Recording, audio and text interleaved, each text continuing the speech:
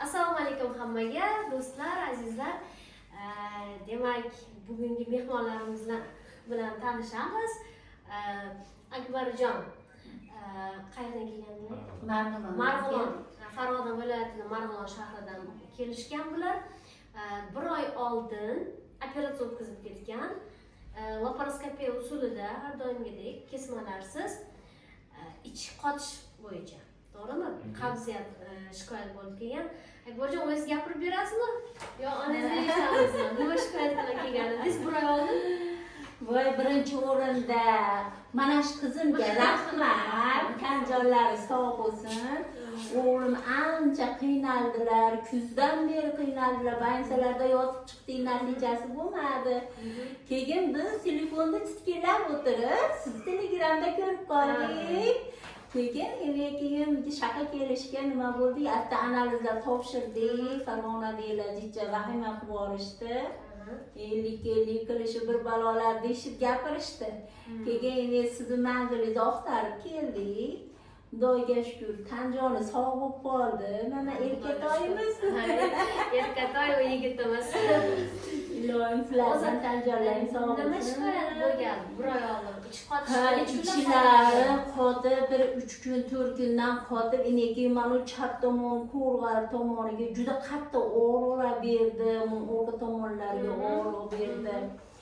Hali oshqozoningiz deyishadi, hali o't pufayingiz deyishadi, ichagingiz deyishadi. Salkam 6 oy parhez qildik, ishonasiz. Lekin yordam bermadi. Oxiri sizni ko'rib qolib keldik. Xudoga shukr, Allohga shukr. Iloyim, Tanjonlaring sog' bo'lsin. Mana yaxshi bo'lib qoldilar. Mana javob berdingiz, ketyapmiz. Shashlikka ruxsat bo'ldi. Eng asosiysi o'zbeklarga shashlik bo'lishi kerak. Akbarjon, o'zingizdan eshitdik. Demak, operatsiyadan keyin necha kun yotdingiz больницada? 5 kun. 5 kun yotdingiz. Qiyinchilik qanchalik bo'ldi? Mana biz kesmadik, qorningizni laparoskopiya usulida qildik. Operatsiyadan keyin qanaqa qiyinchilik bo'ladi, necha kun bo'ldi? Chunki kuzatuvchilarga shu savol qiziq. Qo'rqadi hamma operatsiyadan. Og'riq bo'lganim yo'q. Og'riq unaqa bo'lgani yo'q, to'g'rimi? Og'riq bo'lgan yo'q, cho'kam yo'qdi. Tikkan joylaring o'z-o'zidan yechilib, men tuzardim dedi. Hech qancha anaqa bo'lmadi, yaxshi bo'lib qoldilar-da. Izi ham yo'q. Izi ham qolmadi. Yaxshi. Demak, unaqa vahimali bo'lishni o'tgani yo'q, to'g'rimi? Yo'q, yaxshi. Yaxshi. Hozir yeyishlar yaxshimi, qanaqa? Yaxshi. Diyetadasiz? Diyeta ham tugadi. Endi tugadi. 4 mahal bersizdan yuradilar. Ona qaynatma ovqat jichi yeydi, shu bilan yana qorni ochib qoladi. No aralashtirgan yo'q. Kuniga necha mahal keldingiz? Mustaqil. 2 mahal. 2 mahal mustaqil o'zi keldi, to'g'rimi? Demak, endi mana bir oy bo'ldi operatsiyaga, qayta ko'rildi, tekshirildi, ichalari yaxshi bitgan, hammasi joyida. Bularga yeyishga ruxsat berdik. Siz aytgandek shashlikka ruxsat. Shashlikka ruxsat bersalar, yo'ldan 10 ta shashlik olib berasiz, to'ygunimcha dedilar. 10 taga ruxsat yo'q. Yo'q. Bizga olib kelaman. Shunaqa qilib, demak, hamma tavsiyalarga rioya qilasiz. Bundan bu yog'iga ham yaxshi bo'lsin. Iloyim. Sog' bo'lganingizdan, sog'ayganingizdan xursandmiz. Iloyim, sizlarga ham Tanjonlaring sog' bo'lsin. Iloyim. Tavsiyalaringiz bormi? Bizni eshityapti. Bemorlarga tavsiyam bor. Aqa-baqa yugurishni ham iloji yo'q ekan.